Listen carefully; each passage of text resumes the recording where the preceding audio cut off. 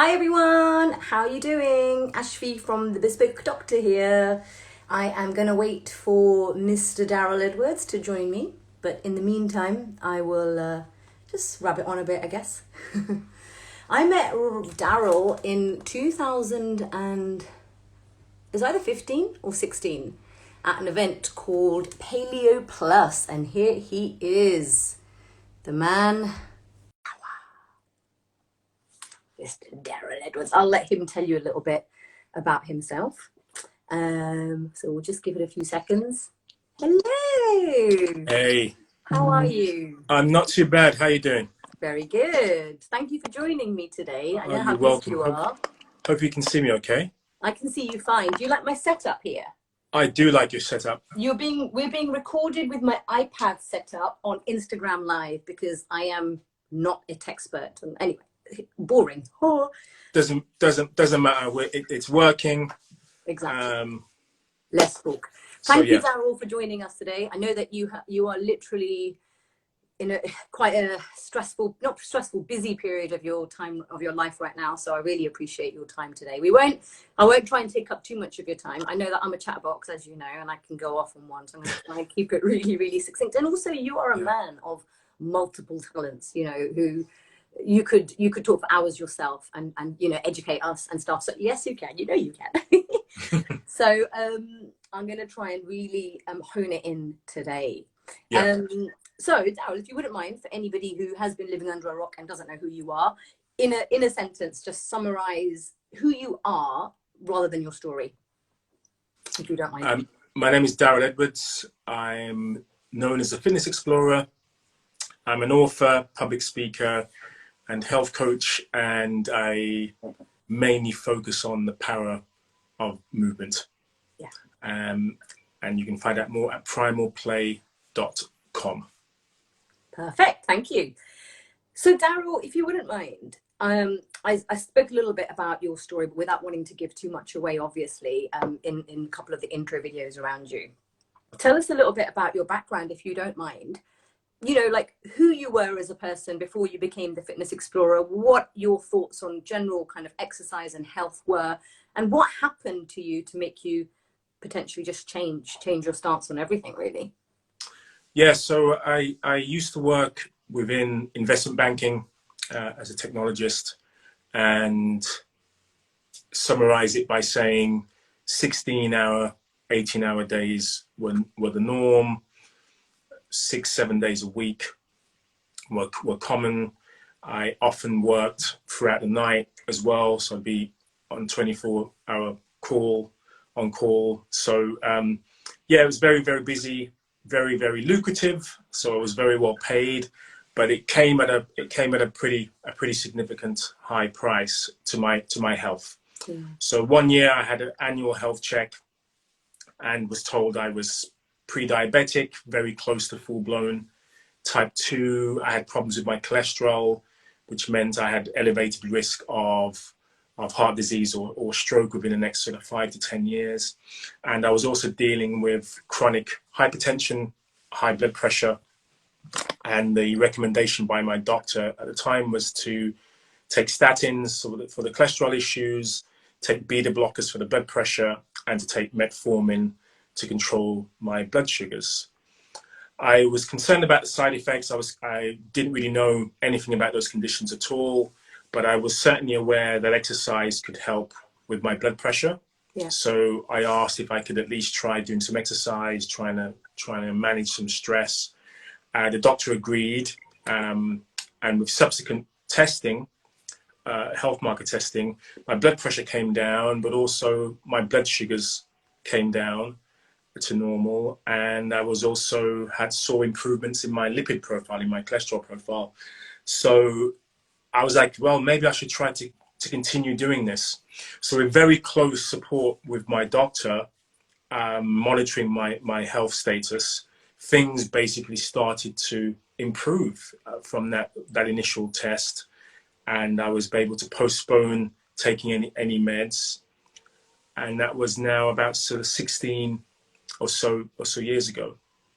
So yeah, it was a fortunate event because it was the first time I was made aware of the power of lifestyle in relation to improving my health, and the fact that medication wasn't inevitable in my case. And I didn't know. I mean, to be honest, I didn't know how long that would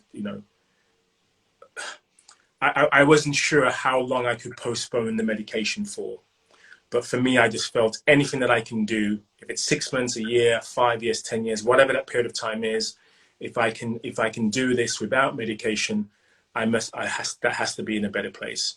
I have to be in a better place. That is amazing. And hands up to, who is this doctor? Like, I need to meet them, because, you know, they are probably one of the fewest doctors I've ever encountered who, for that triple whammy, BP, cholesterol, and diabetes, they went, yeah, Mr. Edwards, please go and exercise your way out of this. I mean, I love this doctor. Who are they? I'm not even joking. I'm going to ask you later, because I want to talk to them, because that's not what our training obviously teaches us at med school and general practice training. As you know, it's, yeah, of course we know about the importance of exercise. We've spoken about the importance of exercise for decades. Everybody knows this. But I think people are still, unfortunately, fixated on exercise as a calorie thing, you know, like eat, whatever, burn the candles at both ends, work 18-hour days. And as long as you go to the gym and slog it and burn 1,000 calories, you'll be okay. And actually, as you know, that is not the case. So as well as, if I may ask you, if it's not too personal, as well as having high cholesterol, high BP, and pre-diabetes, how was your weight? How was your body figure? How was your physique? Were you overweight? Were you normal weight? So I mean, I wouldn't have been regarded as overweight, because you know, my BMI was okay. I could wear nice fitting suits. What I didn't know at the time was that I was suffering from something called skinny fat. Skinny fat, toffee. Or toffee. So thin on the outside, fat on the inside. So even though I outwardly didn't appear to have high levels of body fat, internally I certainly did. And this was having an impact on my health. And I think it's important for people to recognize with body composition. You know, sometimes we are preoccupied with the weight on the scales or whatever the BMI is, but something which is far more important can be the percentage of total body fat and where that body fat resides, especially around the middle, in terms of the visceral fat surrounding the internal organs. So for me, I had very high levels of body fat, and mainly because of my sedentary lifestyle. So once I started exercising and, you know, increasing the amount of muscle mass and reducing the amount of body fat, then even though I actually gained weight, believe it or not, I actually gained weight, but there was a significant reduction in body fat. So my body composition changed. I looked better. I felt better. Had more energy. Was able to think about the other aspects of my life that weren't particularly healthy. So my diet changed as a consequence of that. I started to think more about my sleep, or in my case, the lack of sleep I was having, and also thinking about the impact that stress has. So from a very volatile, stressful environment, and then I suppose the impact that can have on weight, which I know this is the kind of conversation. Is, I think it's two or maybe threefold. Yeah. So stress, when people talk about stress, there are really two types of stress that we need as a focal point. So one is acute stress, which is largely beneficial, which is necessary, it's essential. Without it, we wouldn't survive, and can help us manage crises in the short term. So, for example, if I have a deadline for a report tomorrow that I have to write, or a deadline for a book that I need to complete, and it's within the next few days, I can basically pull out all of the stops, remain focused, get it done, right? So that's acute stress, and that in itself is very beneficial. It's essential. It's how we operate as human beings.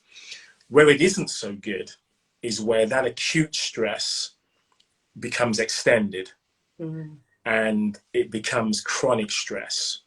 and you don't really have any recovery from that heightened level of stress. And that's when it has a significant impact on not only our health, but it can also have an impact on body composition, on body weight. And even there, it can go one of two ways. So some people who are chronically stressed can significantly reduce weight. You know, in a very short space of time, like can be emaciated by chronic stress. Other individuals can gain weight. So you have this elevation of cortisol, and cortisol, people often, one of the reasons why I think it was important to have this discussion, because people automatically assumed if there's elevated cortisol, that means you know, increased body weight or body fat, and that isn't necessarily the case, because the hormone cortisol is one of the aspects of cortisol is to break down tissue, usually muscle tissue, to provide energy to the body. And in the short term, that's advantageous, but again, longer term, it isn't. And I think that process of the kind of catabolic process of cortisol, rather than anabolic, rather than building, it's actually breaking down. Yeah. That process can lead to muscle wasting, which will then skew the balance between lean body mass and fat mass. Wow. Right? For some individuals, that have a tendency to deposit fat around the middle, so central adiposity, that can also be driven by high levels of cortisol. But there are many other factors as well, and I think one certainly that people don't tend to consider. So they tend to consider, oh, I'm highly stressed, there's lots of cortisol, that means equals fat.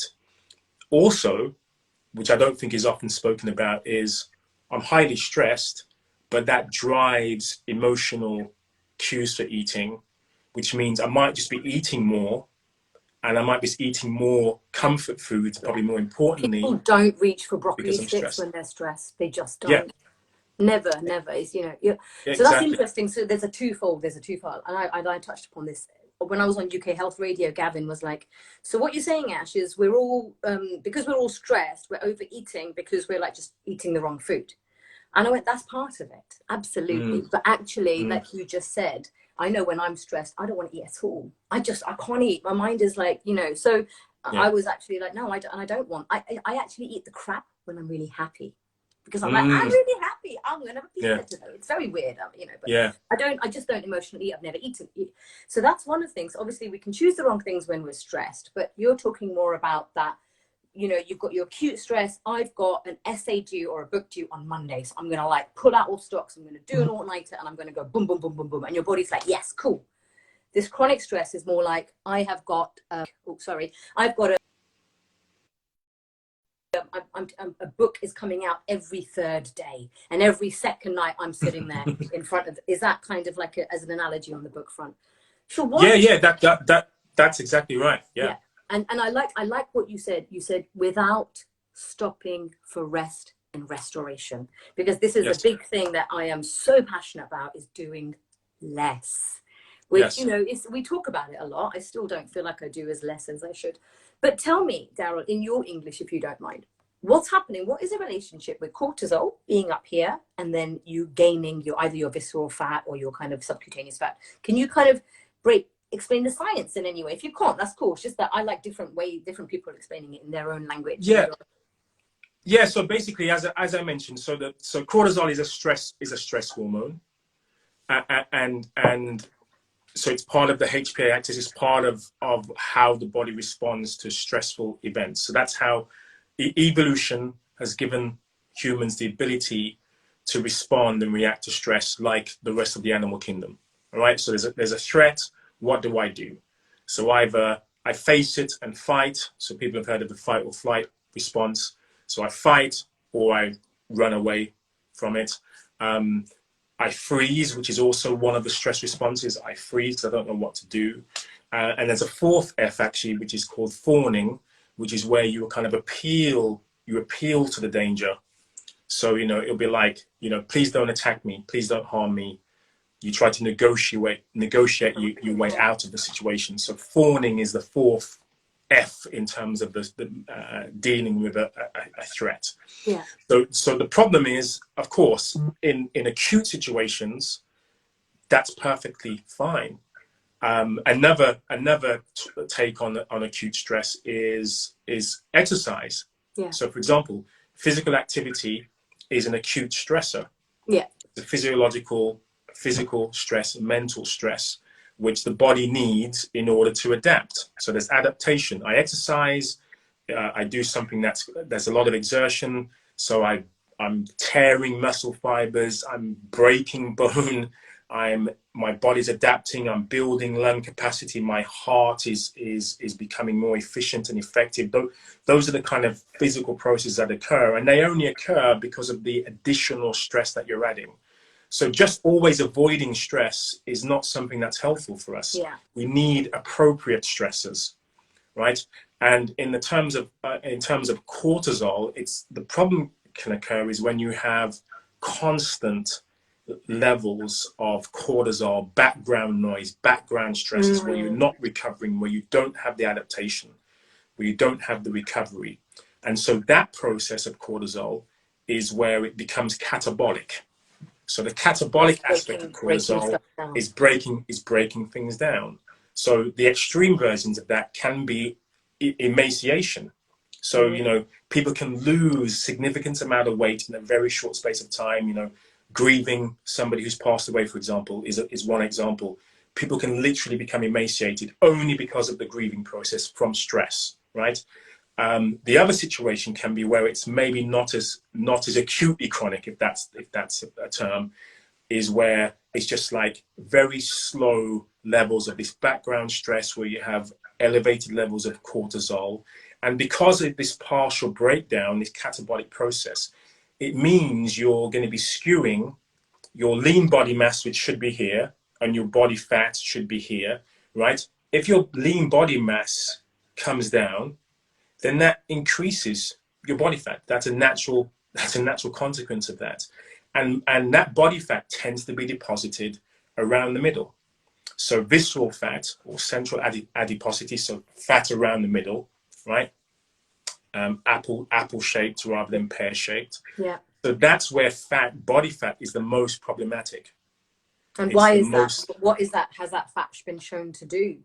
So basically, visceral fat is highly metabolic, which basically means it's very mobile, so it moves around a lot, and it's also easily accessible by the body in terms of infiltrating other organs. So visceral fat, it can basically surround the organs like the liver and the kidneys. It can work its way up to the heart, where it's extremely, extremely dangerous. And that's why this visceral fat is known to be harmful. It can also promote an organ of inflammation. I've been hearing it. It releases a lot of inflammatory molecules itself, doesn't it? Visceral fat. So that was the next point I was going to make. So adipose tissue or fat tissue is pro-inflammatory. And the reason it's pro-inflammatory is because adipose tissue has what are known as adipokines. So adipokines are basically, communicators or messengers from fat tissue that promote inflammatory signals. Wow. So there's cytokines that come from fat tissue, which are known as adipokines. So adipocytes are basically fat cells, little pockets of interest. And they communicate adipokines, which are cytokines, which are messengers from fat cells, basically, right? So, and what counters that is the anti-inflammatory response, and the anti-inflammatory response comes from muscle tissue, as well as bone, actually. So muscle tissue has, which are myocytes as cells, also has myokines. Wow. So myokines are the messaging agents that come from muscle tissue, which usually comes from muscle contraction. And so those agents are anti-inflammatory long term. In the short term, they can cause inflammation, which again is a good thing, actually. Short term acute inflammation is a good thing, is very beneficial. But longer term, it actually reduces inflammation and chronic inflammation especially. So that's why there is this healthful benefit of exercise, of combating inflammation or chronic inflammation, especially that coming from body fat. And that's why it's really important having this focal point on not necessarily the weight on the scale, but the proportion of body fat we have, because it's the relative quantities of body fat to lean body mass that can dictate how much inflammation there can be. So the more body fat you have, you're increasing the tendency of the body to be producing more inflammation, and you're having less opposing forces, so to speak, able to combat it. It's such a vicious cycle, isn't it? Because everything kind of obviously is just all playing into one. And this is what I'm always going on about, that to kind of go on and on about calories in, calories out is just so, it's so disrespectful of the body, you know, because it doesn't even understand the fact that there is, as we were saying, there's organs that cause inflammation. Then you have muscles, they're releasing myokines, which are good chemicals, versus the adipocytes. You know, like there's so much to it. Yeah, there is so much to it. And I think, as you say, you know, it isn't just as simple as calories in, calories out. It certainly isn't. It has its place. Does that have its, okay, my God, we're so I think I certainly think it has its place, because I think it has its place because, one, it's you know, one of the laws of thermodynamics. I mean, it's one of the laws of nature that we can argue about, but we unfortunately have to obey those. We know it in terms of the rest of the animal kingdom. So, for example, if I have a dog and I decide I'm just going to feed my dog and keep it indoors and not take it for a walk, I know what's going to happen. I know even if I feed it the optimal food for a dog, that dog will gain weight. And I know if I start taking that dog out for walks, that dog will lose weight. It's pretty simple. Yeah. Bearing in mind, dogs don't tend to have the amount of bloody stress that we've got. I think, you know, like of course, yes, if of course. Humans were as simple as our, you know, predecessors and all of that, then of course, there were other, as I said, there are additional issues, but it still has a place. I'm not saying it's the solution. No, I agree.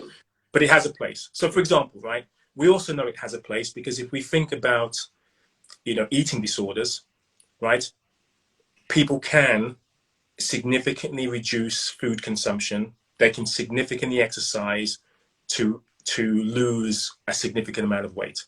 And if that didn't happen, you wouldn't have things, you know, like anorexia, for example. That wouldn't exist if it was purely just about what you ate, right? Yeah.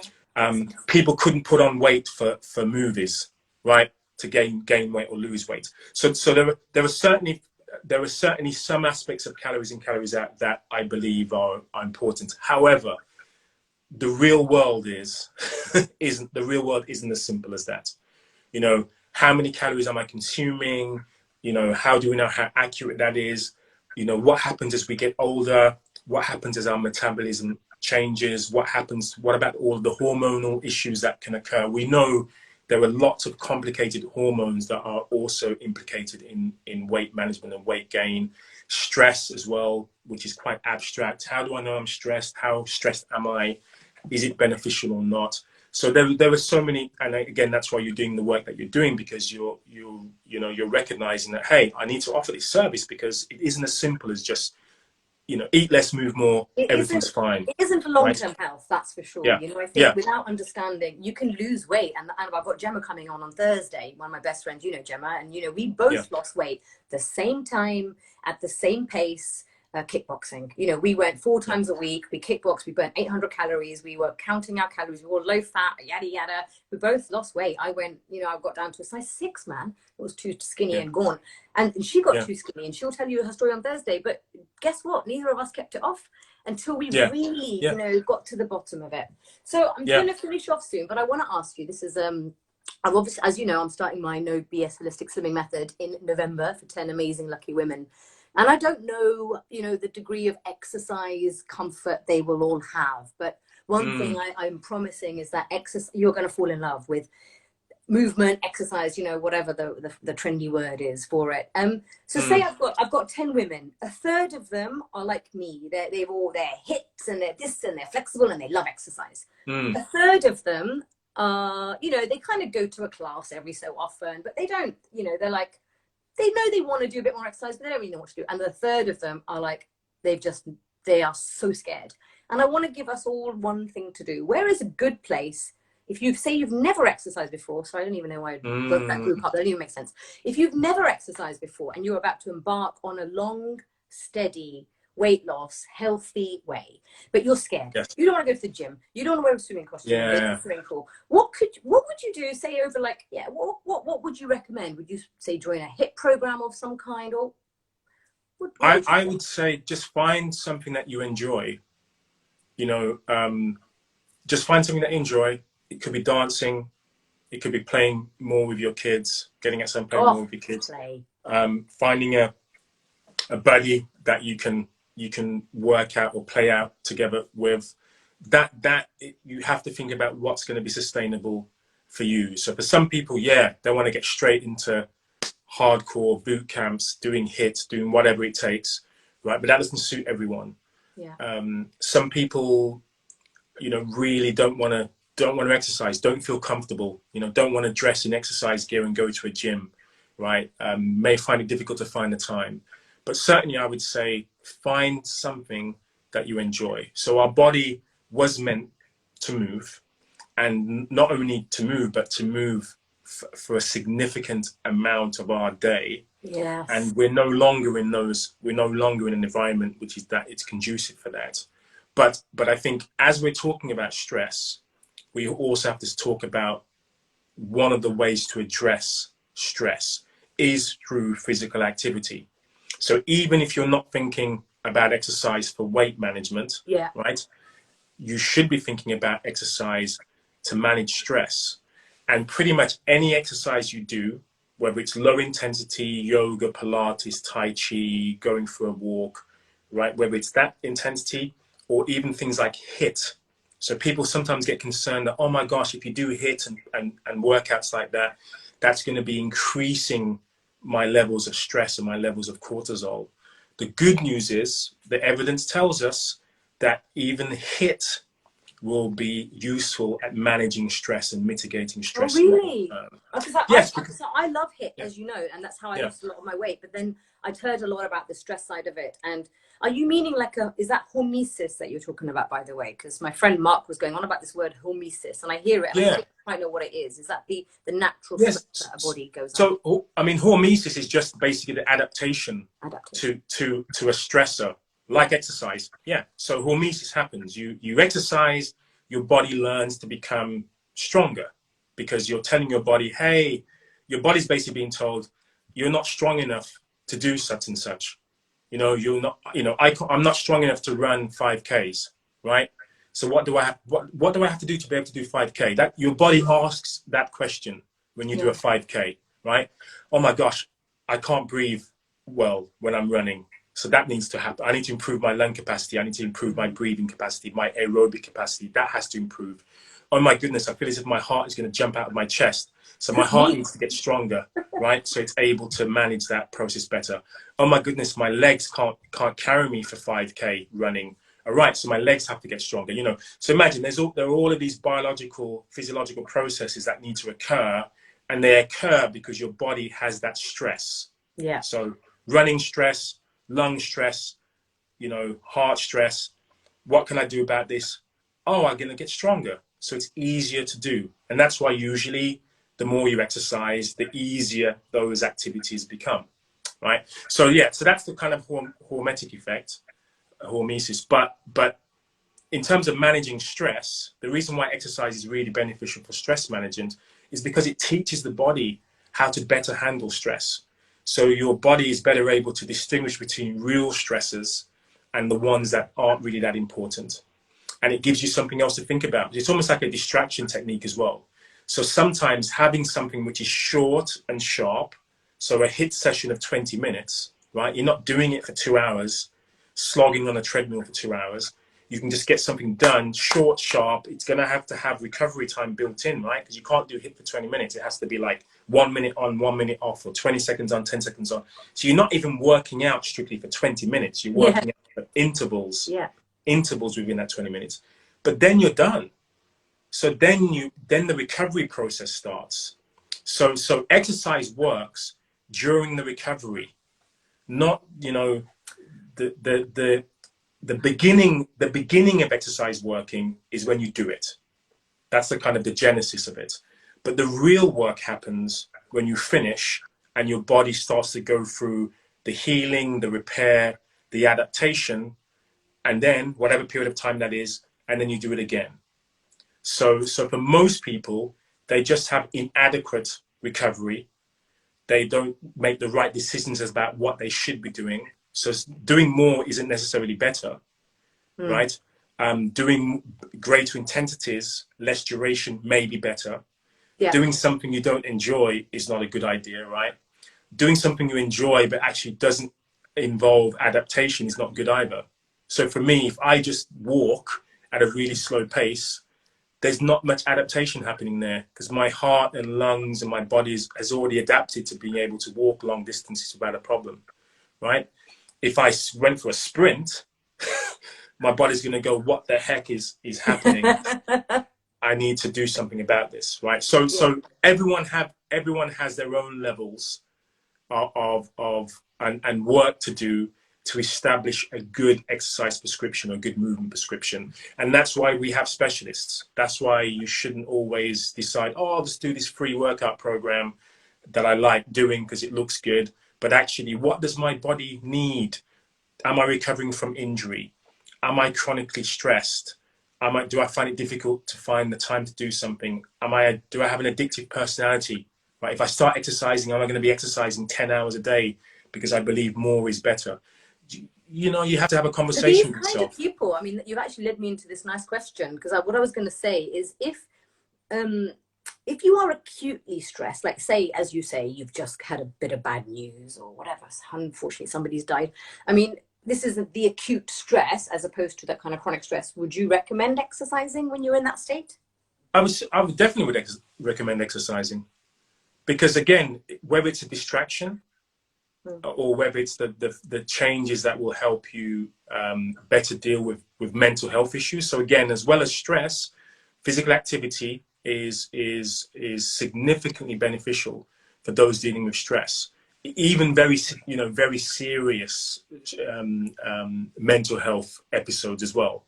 So there's 30% reduction in anxiety and depression for those who are active versus inactive. That's a massive number. So it's significant. It's as effective as SSRIs. It's as effective as antidepressants, right? Just exercise alone. It just involves work from the patient. That's all. Yeah, exactly. Yeah, exactly. And the good news is, I actually read a study on this yesterday, looking at HIIT.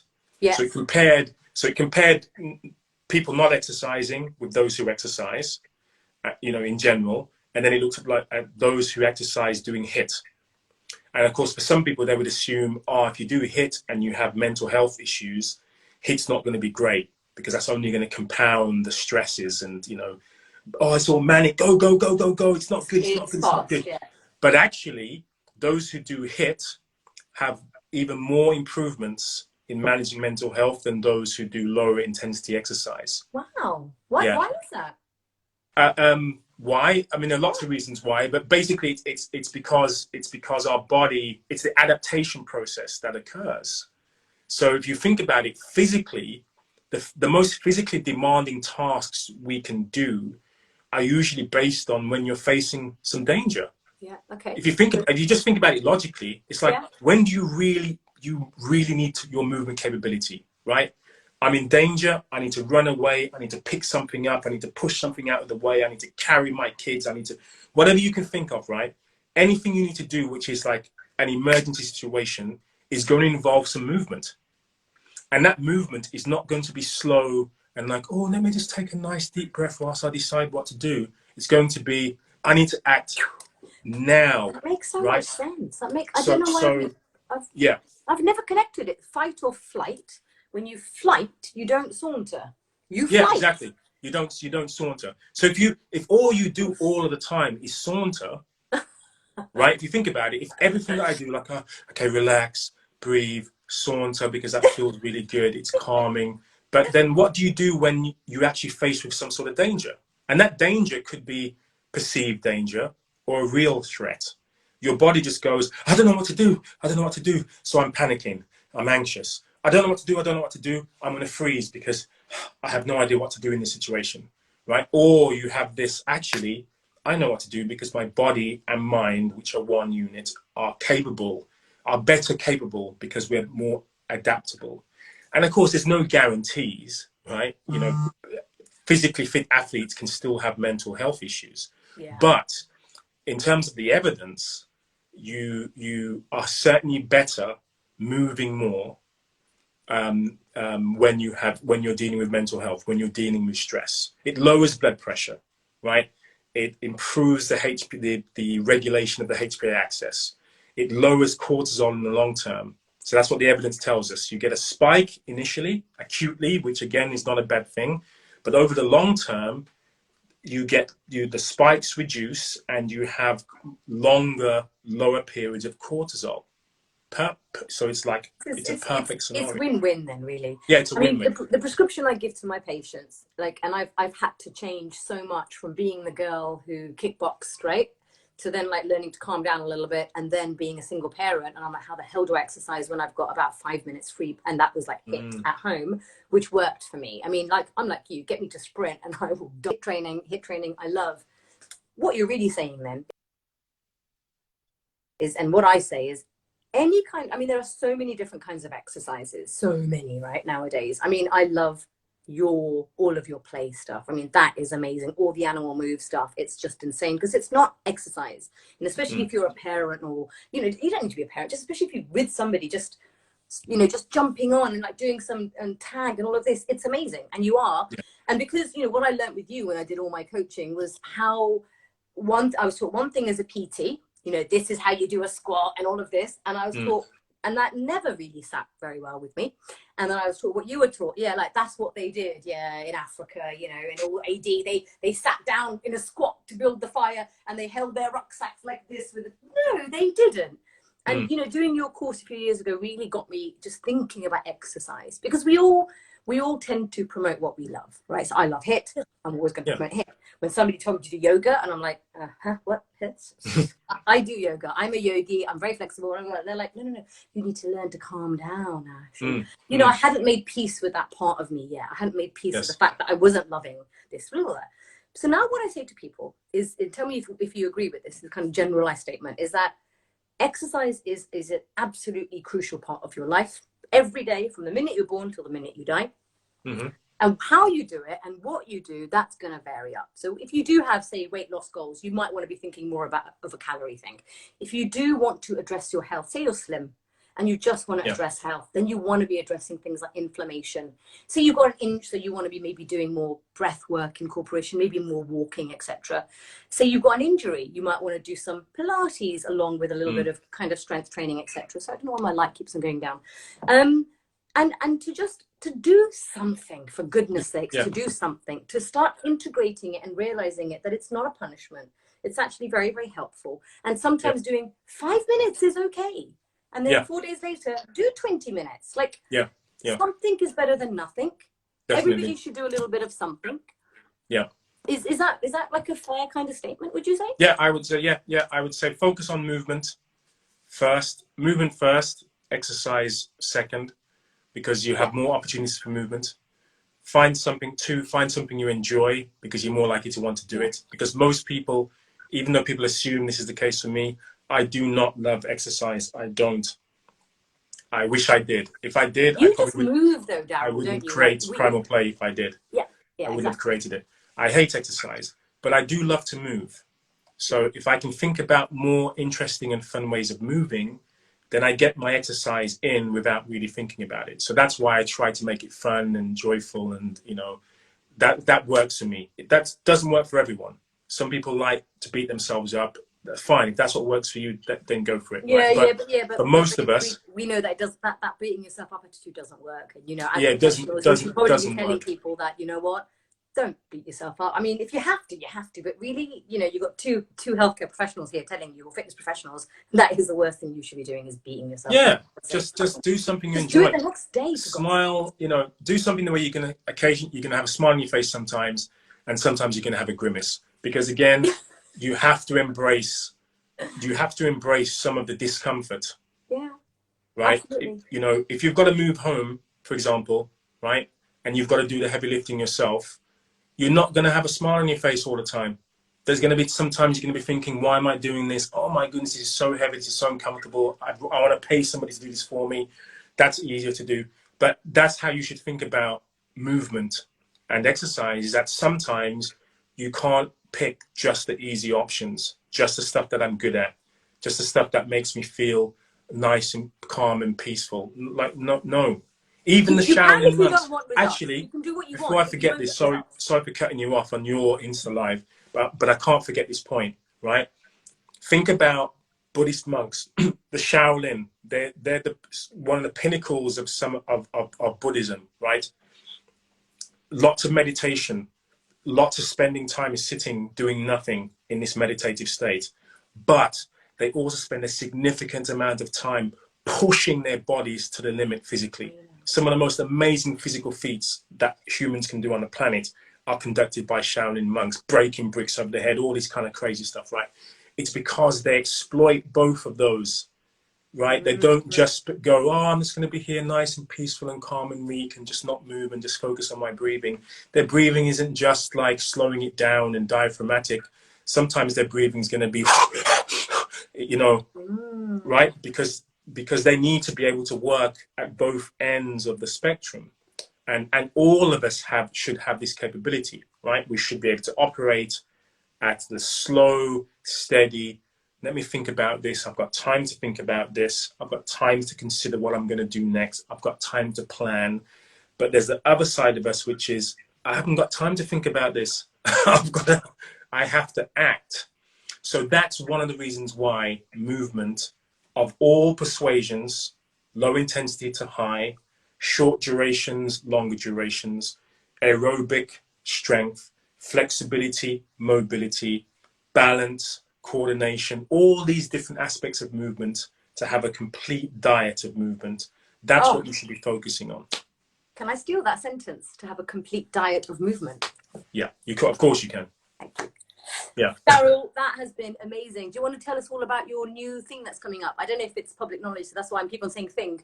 Oh, well, yeah, I can it's going to be out very shortly. Tell us what it is. So I have a kids picture book coming out very soon. I don't know what very soon means, but hopefully within the next few days, probably, called My First Animal Moves. And so I can kind of give you a little peek, sneak preview right there. So it's about Nathan. You guys love it. So yeah, it's just a book to encourage kids to move more. Yes. My series talking to me to get kids to focus more on you know, playing less on their devices, watching less TV and movies, and think about the implications of but that. in a very fun kind of like your deck of cards that you had, where you have this deck of cards and you pull one out and you all have to do, like, I love that about Darryl. You know, there's literally millions and millions of PTs out there now, but there's only one PT that I know that's trying to really make it fun. Yes. And make people do things like push cars and make them realize what they're actually capable of. So cool. Well, Darryl, thank you so much. It was really awesome to just hear it from another horse's mouth around stress. You're welcome. As I said, I do go on and on and on about stress and sleep. And I just wonder if I bore people sometimes. So it's good to hear it from someone else, especially somebody like yourself who's highly professional and has gone through it. Like that's the thing about us kind of functionally people. I don't know what we're called, lifestyle people, functioning people, whatever. We've generally got quite a big backstory. You know, we haven't just come straight out of like, you know, YMCA training or medical school training and gone, right, let's just go by the book. We've got our own stories. You saw how you saw didn't work for you, what did work for you. And then just going out there and trying to and give it to the rest of the world, really, all that information as well. Cool. Well, guys, if you don't follow Darryl already, please do. He is the Fitness Explorer on all of his handles, I believe. He was always giving us loads and loads of nurturing content, loads of just fun stuff. Watch his videos on how to just play a bit of tag with your kid. I do this all the time with Nana. And, you know, it's just like, it'll be 30 seconds. Come on, you can't catch me. And we'll just run up the garden. And then I'm dying, you know, because I can't sprint. and she's giggling. Like, that's it. That's that. And we've done like literally, you know, we do that 10 times before school. So yeah, so follow Darryl. If you've got any questions, please feel free to pop them in the comments below, and I will see you soon. Thanks, Darryl. Take care, darling. You're welcome. Take care. Bye, darling. Bye, Ashley. Bye.